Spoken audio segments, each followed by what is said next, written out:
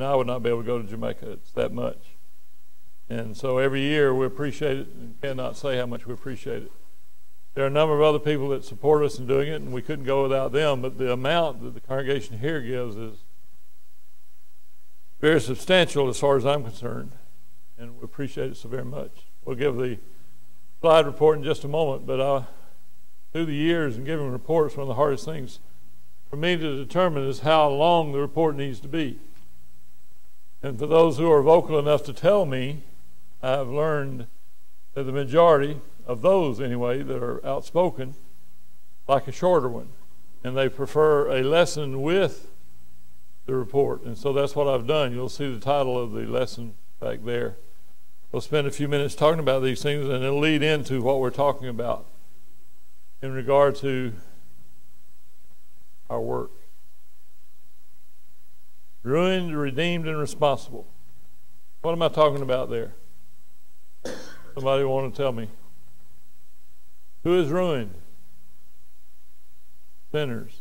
Therefore, if you and I are still sinners, and we all sin, but we're talking about those who have not had forgiveness of their sins and are not seeking to live as God would have them to live, are ruined. Would you consider that to be the majority of people or not? Man sinned, and here's the beautiful part. God put his plan in, what word would I use? And he put it into place to redeem man. And so you think about that, and you think about what he did, and you think about what we must do. It is necessary for people to recognize that. Not everybody recognizes it. I know that you recognize it. You hear the gospel taught all the time. But there are a lot of people that don't. One of my sisters, talking about Jamaica, and she's not a Christian, but she said, do you really believe there are people that had never heard of Christ over there? See, her idea was, you hear of Christ, you know that he's the Son of God, and then that's all there is. Have to be involved. Well, there's a lot more involved. As a matter of fact, recognizing that man was going to sin, he developed his plan before the foundation of the world. And so it's very significant that any plan that was left out, that would leave the Son out, would not be one that would give salvation. And I'm astounded at the love of Christ. In Psalm 8, verses 3 and 4, it says, when I consider the heavens, thy heavens, the work of thy fingers, the moon and the stars which thou hast ordained, what is man that thou art mindful of him? Have you ever thought of that very much? What am I? Well, I'm a man, and I'm worth a lot because Christ died for me, but it blows my mind. Now, Jack will tell you I don't have a very big mind, so it's not a very big explosion. But however big my mind is, it blows my mind that he loved us to the point that even before the foundation of the world, he set a plan into motion. And so when I think about that, I can't help but to think about the fact that I need to always take advantage. Make sure that did what it's supposed to do. Too far. Glad I have both of them. No, both of them are on there because I was going to click it twice. So we need to keep in mind that we have been ruined by sin. What was the condition when man was first created? Everything was perfect. Adam was perfect. Eve was perfect. The garden was perfect. So then there was choice that came about, right? And in that choice, what did Adam and Eve do? We know what they did. They ate of the forbidden fruit. Another thing that's always been interesting to me, that Eve is the one that ate of it, but Adam is held just as responsible. Why? Because he knew what God's plan was. He knew what God said. Eve gave it to him, but he took it. Is there any indication that he tried to resist it? No. So both of them were ruined. Why did they cover themselves, by the way? Before, they had no problem being naked. They were husband and wife anyway. But why did they cover themselves? They were ashamed because they realized that they had sinned. They realized that God could not see them in that condition with the knowledge that they then had. That, of course, is what a lot of people need to understand. There are a lot of people that blame God for being ruined. It's interesting, isn't it? we see it all the time, that there are people that are blamed for things they have nothing to do with. Have you ever been blamed for something that you did not do? How many times do people blame God for the temptations? James 1:13 says, "Let no man say when he is tempted, I am tempted of God, for God cannot be tempted with evil, neither tempteth he any man." So what does he do? If he doesn't tempt us, what does he do? What did he do with Adam and Eve in the garden? He gave them the choice. He allowed them to do what they would, and that's something that a good parent does, and we think of God the Father and God the Son, and so I think of love, excuse me, the love that God had that allowed his Son to come, but did he make him come? The love that Christ, once he put on flesh, became the Son, became subservient to the Father. He came to fulfill what the Father said. But the Father didn't make him do it. He did that willingly. He had the mind to do that. So do we have the mind to do what God says to do? Or do we have the mind to do what we want to do? What's the difference, by the way, between what God wants us to do and what we want to do? What's the difference? Say again. God's always right. We're not always right. When we follow him, we're right, because he's always right, as Lana said. Okay? Ruined by sin. What if we'd been left in that situation? John, what would happen? You teach the class all the time. They want to hear your voice. We would be without God. We would be without hope. There would be no chance of it, nothing. But thankfully, we have the opportunity, and most of us have accepted that opportunity to be redeemed. What does it mean to be redeemed?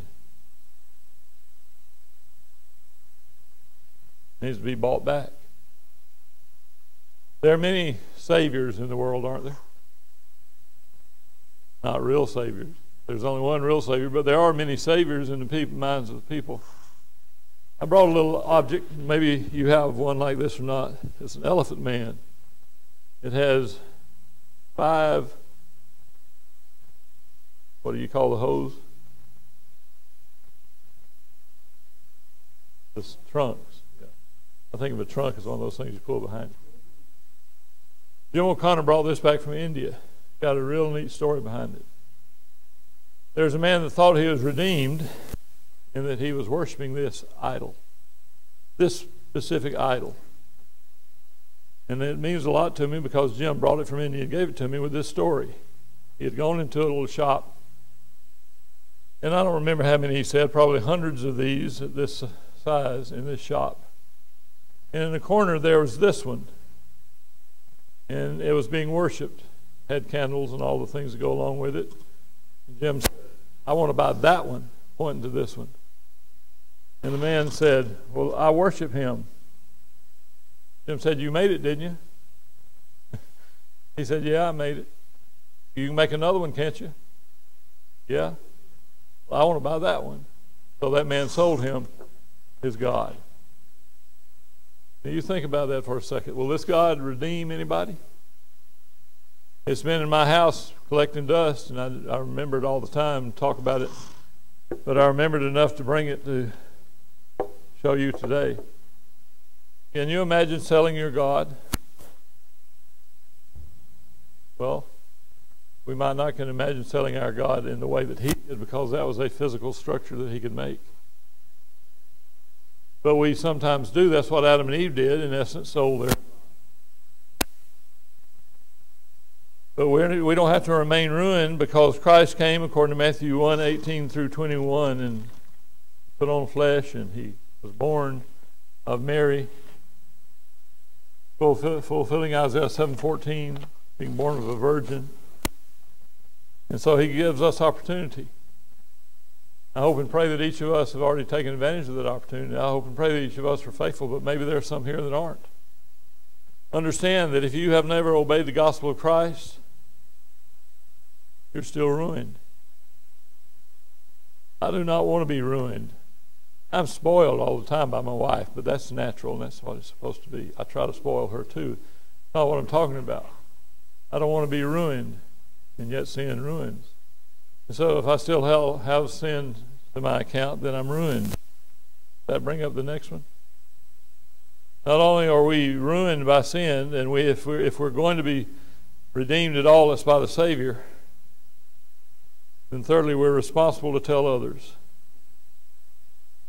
Responsible to tell others. Didn't do it. There it goes. Responsible to tell others. Why are we responsible to tell others?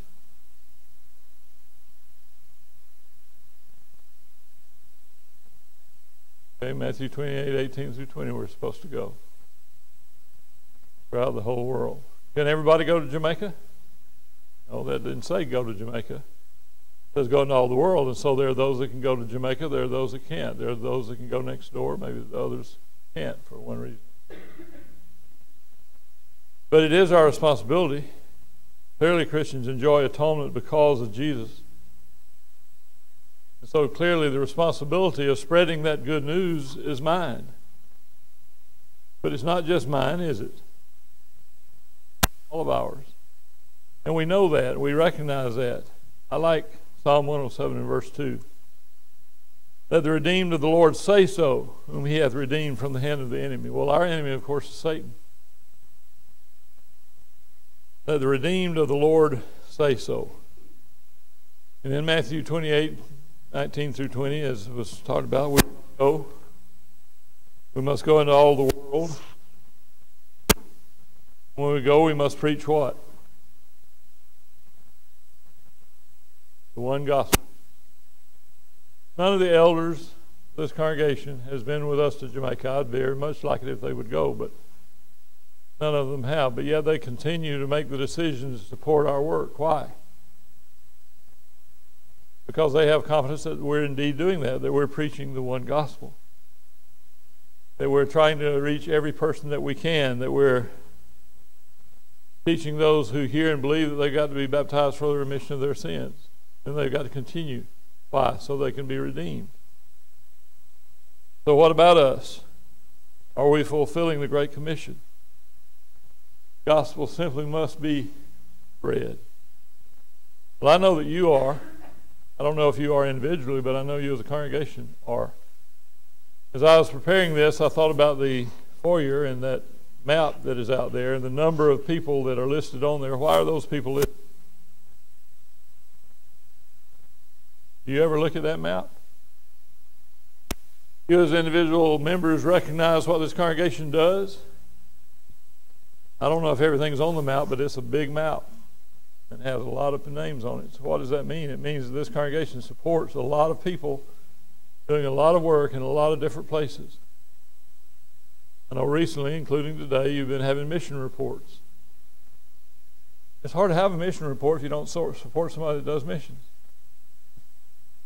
And so again, I want to applaud this congregation. I want to express over and over and over our appreciation as a couple in regard to the work that we do because of your support. And I'm going to remind you too that all the study booklets that we've used and all the tracts that we've used, we've printed over here using the equipment that is owned by this congregation. Most congregations that I have known, even to use a copy machine, all the elders have to get together to determine whether that's going to be allowed.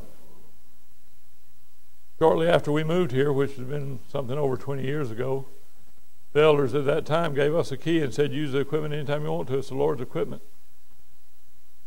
You don't see that very often. And so the attitude is there. Now, the first picture that we have is the team this year. We had a small team, only 8 of us. And we went to the South Central Church of Christ in Maypen, Jamaica, June the 4th through the 20th. Had a really good campaign. Go.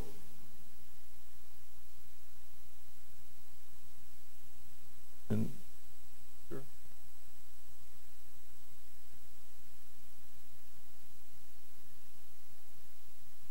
This is the team. Do you recognize anybody? There is a person that is a troublemaker. It's not Lois, Slovenia. But I will tell you that Lois has been disappointed in me. I unwisely told her that I'd help her find a husband. And I've not been able to do that, or I haven't done a very good job of it. But I hear from a little birdie or through the grapevine that she is hopeful now that I had my cataracts taken off and I can see in the distance, that I'll be able to recognize a good match for her further away and not let him escape. So we'll see about that. If y'all have any pointers, I'd be glad to have them. But you see the team is Lois, and then behind her is Lavinia's dad, Bill Noblin. Behind him, do you recognize him? That's our bearded wonder. When he went to school, he had to shave sometimes 2 times a day to meet the standards of the school, and he said when he got out, he wasn't going to ever shave again. I think he shaved 1 time since he got out of school. And that's because the congregation they were working with, they were about to move to Valdosta, Georgia, and some of the ladies said, "Oh, we just want to see that pretty face again." And so he shaved, and not a one of them noticed it had shaved. Or at least not enough to say anything about it after being so much wanting him to shave. But anyway, it was great to have Tyler back with us. This is the 2nd year after a long period that he wasn't with us. And then there's Lavinia and myself. And then Terrence and Sheena Brownlow Dendy along with their daughter, Destiny. We had a wonderful time, even with a small team. Our campaign theme was to the work. Usually what we do is we encourage the congregation to allow our team to teach all the classes and do all the preaching, so that they have a break. Plus, we like doing the teaching and the preaching. Enjoy doing that anywhere, but particularly in a foreign nation, it seems to have a draw. So we conducted 3 ladies and 3 men's and 6 children's classes. We had the men preached 15 sermons while we were there. Had 1 high school devotional, 24 students, 39 studies, had 4 baptisms and 1 restoration. Numbers. What do you think about numbers? I've got your numbers there. What do you think about numbers? Go to India and have a lot larger numbers. You can go other places, maybe not have any numbers. Sometimes in Jamaica we don't have very many. We make the effort, but people won't study. Numbers are overblown, is the reason I'm asking you the way I am. We always try to produce numbers so you can see what we're trying to do. But there are so many things that we make an effort that the numbers don't even tell. So we need to keep that in mind.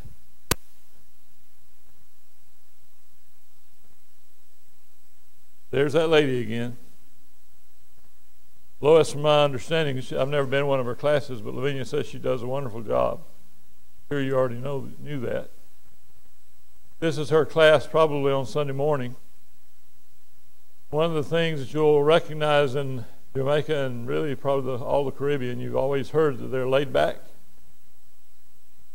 That can be innocent, but sometimes it can be very damaging. One of the things that happens oftentimes in Jamaica is that people are not very much time conscious. So let's say Bible class starts at 9:30 like it does here. There are 2 students there in Lois's class. Lois, do you remember if you had more come in? Didn't that time? Oftentimes, if you take a picture at the beginning, you'll have 1 or 2 students. You go just before the class is over, and you may have 10 or 15. And the reason is there's no hurry for them to get ready. And so they've gotten in the habit of being late. It's not just the children's classes. Oftentimes the adult classes, the ladies' classes, the men's classes, same thing. So you have a tendency to think, well, I need to wait and give the basis of the lesson or the majority of the lesson later, but you don't have time really. So those who come to be fed, you feed. And it's really important that we keep those things in mind, because one of the things that about Americans is that we get frustrated, we don't do as good of a job. You just have to work with those situations. You encourage them to come, you encourage them to do differently. This is the Central High School in Maypen. And every day they have a devotional. They gather all the students together. Usually we get to go to the schools that are less than high school. And they are easier to deal with because they will listen to the teachers more. These children were quiet. Oftentimes they are. The smaller kids, the teachers will say, "Children, put your fingers up to your mouth." You know what that means. And so they'll hold their finger over their mouth and they won't talk. But they tried to get them to hush, and there was always somewhat of a roar of them talking. But if we are invited and we seek those invitations, we have an opportunity to teach large student bodies the Bible. That's good, but the bad thing is they have devotionals every day, and anybody of any persuasion can go and teach. And so they're trained somewhat. And Easton Duncan, one of the local members there in Maypen, they had singing for us. Guess what happened immediately as soon as he started? Anybody have a guess? Everybody in the student body started clapping and swaying and all kind of stuff. And it's just the way they're trained. And so you do the best you can, leading the song the best you can. And then Tyler did a good lesson. I really like this next slide. Even though there are a lot of them who weren't paying attention, notice the rapt attention of those right below Tyler. So we're very glad to have those opportunities. We seek out those opportunities. Sometimes we do it every day that we're there. Sometimes you only have the opportunity the one time like we did here. But it's just a lot of fun. Door knocking, door to door. There are a lot of people say it doesn't work. And there may be some better ways of doing it, and I'm surely welcome to any better ways as long as they're scriptural. But usually we do door to door, and we find people home. We find many empty houses. It's not as easy to get studies as it used to be. The 8 people could have 200 to 300 studies in 2 weeks' time. Now, of course, as you saw, we can't have nearly that many. This situation, this slide is not from door to door. We had gone after the meeting one night to fill up our gas tank. It was probably between 10 and 11 o'clock at night, and there was a 14-year-old boy that approached us, asked for some help.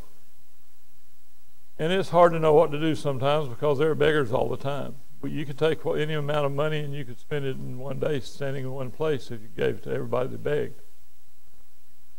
So this young man struck a chord, being 14 years old, being out that late, asking for money to help him to be able to go to school. They say the schools are free. And in one sense, I guess they are, but you've got to have certain things that he could not afford, and therefore he could not go. In their system, if you do not take certain tests and pass those tests, you cannot go any higher than you are. It's somewhat of a caste system. And so he struck a chord, particularly in Lavinia's and her dad's hearts. So they started asking questions and why he specifically needed money, and let him know that we don't give money out that way. He told us the high school, the school that he goes to, what he needed and so forth. And so Lavinia took down that information, and I took her and her dad by the next day, and they talked to the people in the school, and they confirmed that Jordan was exactly what he said he was. That he was a hard worker. He did a number of odd jobs in order to survive. That his dad had had some brain injuries some years before and could not support the family like he needed to. And so we went and found their door. That's their door there. So Sheldon Shirley, who is a preacher in Maypen, and Lavinia went there and studied with his dad and got permission from his dad to talk more to Jordan. And so it was a very interesting situation. Probably don't have time to talk a lot about it, but several of the team members decided that they would go in together and they would use their money to help him. Had to buy him some uniforms because he didn't have any, and you have to have uniforms to go to school. I don't know exactly what all they did, but Lavinia could tell you. Made arrangements with the school through members of the church there in Maypen for him to have money to continue going to school as long as he went, as long as he had good grades. Made the efforts, what we're talking about. There's only several weeks before the break of school, so she's called back since, and he's done very well. They're on break from school right now, and there have been some good brethren that have said they will help with that. So we look forward to maybe being able to help Jordan, but we of course have it going through the church, and hopefully we'll be able to teach him and his father and many others. But it's a great need. Why would Lavinia be sitting outside? Because she was a naughty girl. Now, that's not the reason. This particular lady that she is teaching is a regular attendee of the congregation there, but she's not a member of the church.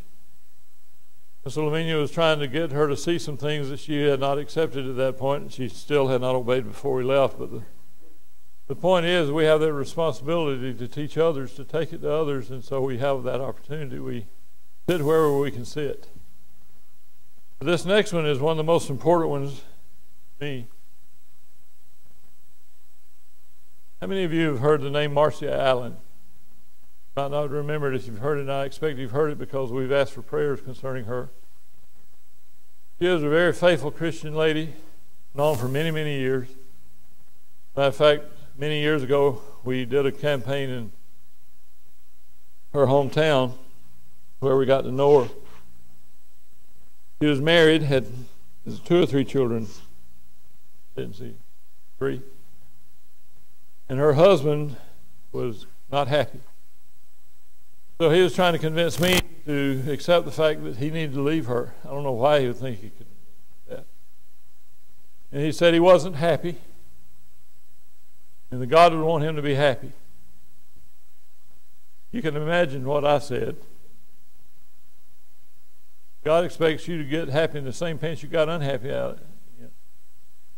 You have a wife and 3 children. They're a lovely wife and lovely children, and you need to fulfill your responsibility to them. And if you're not happy, then get happy. Well, that didn't change anything. He left her. One of the most amazing things to me about this lady, she, by the way, every year when we're there, she'll take off work a day or 2 and come and work with us. She's done that for years. One of the most amazing things about her, she never got a divorce, even though she could have. She kept begging him to get back in church, to repent, because she wanted him to go to heaven. She didn't want him back. She wanted him to go to heaven. And until his dying day, she kept trying to get him to come back to church, come back and do what God would have you to do. In spite of the hurt that he had done for her, in spite of the fact she had to raise those children by herself. She's just an amazing woman. She's free now because, several months ago, her husband had been drinking at his brother's house, got angry at his brother, hastily left the house and walked in front of a bus, not meaning to, but he was drunk. Killed instantly. So his opportunities are gone. He was ruined by sin. He was redeemed, but then he turned back to sin. He wasn't concerned about his soul. She was. And she talks about now that she does not begrudge all those years because she wanted him to go to heaven, but now it's too late. Then she got cancer a couple of years ago. Not a good picture of her, but she's bald because of the cancer. She'd always gone with us, door knocking out in the hot sun, but she could not handle the sun because of the medication that she had been taking. So across the street from the building was a big shade tree. That little shed there, actually a bar. I had to keep my eyes on them, make sure they weren't imbibing. Now, when the bar was closed, they would sit out there and stop people. Marcia, they hiss. Jack, do you know what it means to hiss? Hiss? A situation like that. I don't know if I've ever told you or not, but they hiss to get attention. They have keen hearing. They don't have very good eyesight because of the poor lighting system, but they have keen hearing, and they hiss, and so the person would look over and she said, "Can I have a minute?" Somebody walking or somebody riding the bike or somebody driving a car slowly with the windows down. She said, "Can we have a minute?" So Lavinia and she studied with numerous people sitting across the street. Her hissing. Sounds funny, doesn't it? But it worked. It was a beautiful thing. Unfortunately, her cancer's come back. And unfortunately, the doctors say they don't have time for her now. Isn't that the phrase they use? Something like that. They couldn't work into the radiation, so they sent her home with morphine. Told her to take that until they could work her in. Marcia Allen is her name. I'd appreciate it if you'd put her on your prayer list. She has been such an inspiration to us through the years, going through what she had to go through. This is Sunday morning worship. Bill had just finished preaching and getting a drink of water. You may notice that. It's a nice building. They started out in 2000. We helped them get this congregation started right down the road in a house that was condemned. Eventually, a congregation in Florida helped them to buy the property. Eventually, they were able to build that building, which is really nice. I tell you, that woman keeps coming up. You know how many years y'all have had to endure, Lois? Y'all are used to her. You know how many years I've had to endure her? Well, everybody that is in good standing after 5 years of working with us, we give a certificate of appreciation, and we give a pen, ink pen. It's a pen made out of blue maho wood, which is grown in Jamaica. It's grown other places too. But we've taken some home and had pens made for that purpose. Lois has done a very, very good job. And we appreciate her more than we can say, even though I pick on her. Anybody knows me, that's not going to stop. But we love her so much. Have you ever seen the twins? Bill, of course, is Tyler's grandfather, Lavinia's dad. Their birthdays are very close together, and so since we were not going to be able to see either one of them, we had a birthday cake made. We've done that through the years at Little Blue Bible Camp when they were both, Bill was working there and Tyler was a camper. We have such good relationships in Jamaica. The restaurant that we ate at that night, we ate there the last 2 years when we were in Montego Bay. So we asked her to make us a cake, and when we got there, she had balloons on the chairs, and she had it all fixed up and had specialty foods. And they wouldn't even charge us for any of it, which is quite great. Wonderful situation. So we have the responsibility. I don't know how much time I have. How much time do I have, John? About 10 minutes. Well, you may have some of it back. We have the responsibility. We were ruined. We were redeemed. Now we're responsible. We're responsible to tell others. But we also have the responsibility to show what God expects in worship. One of the problems in Jamaica is people are jivey. You know what that means? They like to dance. They like to move. They like to, their singing to be quite different than ours. Lavinia and I went about a week earlier than the team, make sure everything was ready for the team. And we had the meeting that week as well, and I preached. And the preacher, Sheldon Shirley, led a song that I never heard, and one of the phrases was, "Pray to Jesus." So after the lesson, I asked him, privately, whether he had ever studied that subject in regard to who you should pray to, and he said no, he hadn't. So I gave him some information, gave him written information as well as talked to him about it. Later in the campaign, he led the same song, but guess what he had done? Pray through Jesus. So that's a quick fix. What was very important is that he's a young man. Sometimes, not that I was ever that way, but sometimes young men don't want to live, particularly when it's something like that, but he had no problem. So he's teachable. We need to teach people God's a spirit. They know that. They can quote that verse. God's a spirit, and they that worship him must worship him in spirit and truth. But oftentimes they have just not studied it. We all need to study. We all need to make sure that we're doing what is right. And then a third great responsibility God expects of all of us is to serve him faithfully for the rest of our lives.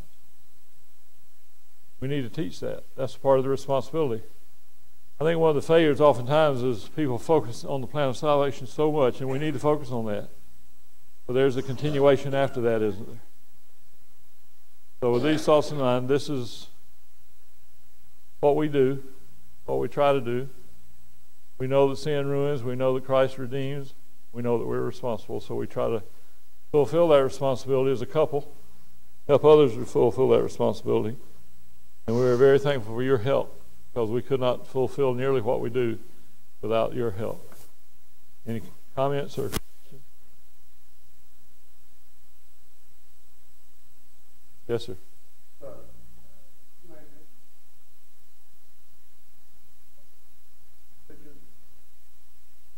Right.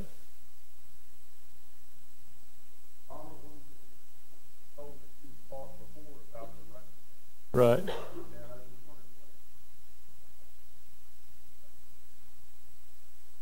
The Rastafarians, not a problem, other than you can't talk to them. They just won't talk to you. They won't. Sorry, they won't talk to you. Some places there are a lot of them, and they may be more hostile toward you, but most places there are not that many that see. The predominant ones, you have the Catholic churches, very Seventh-day Adventists is probably the biggest, Jehovah's Witnesses, same ones that you have here, as far as the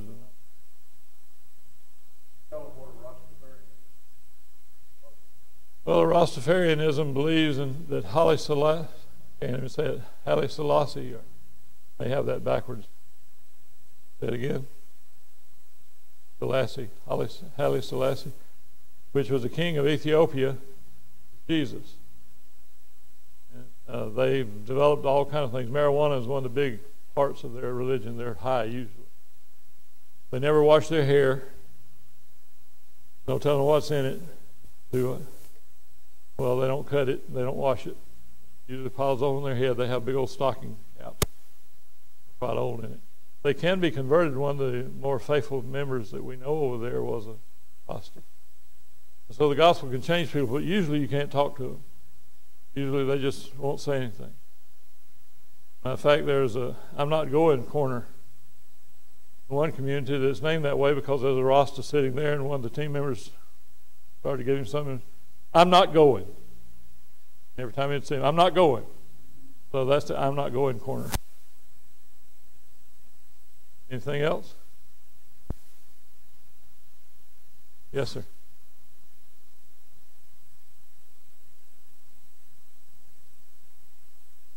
Well, it's getting to be more. There are some places just common sense you don't go into. Throughout the years, we've gone